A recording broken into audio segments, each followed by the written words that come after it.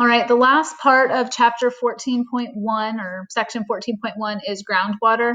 And before I go into that, I want to point out that there's a bunch of vocab on this diagram that I just finished on the last section that you may want to make sure you go over. So zone of aeration, zone of saturation, recharge zone, water table, all of those.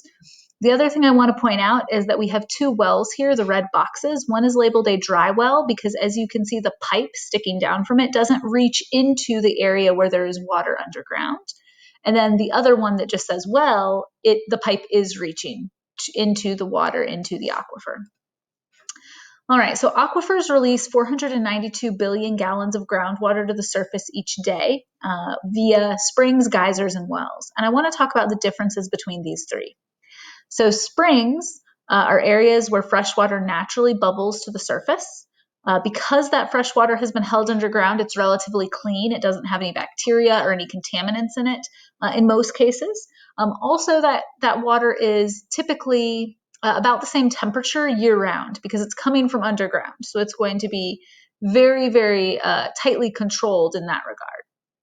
Geysers are similar to springs because geysers are fresh water naturally coming up from underground, except instead of just bubbling to the surface, they're shooting into the sky. So Old Faithful is the most well-known geyser in Yellowstone National Park, and it shoots groundwater over 100 feet into the air.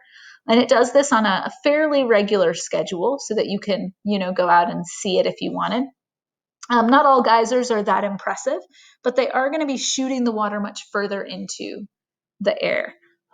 Typically, because of this, the water in geysers is going to be acidic or heated, depending on the area, the geology in the area.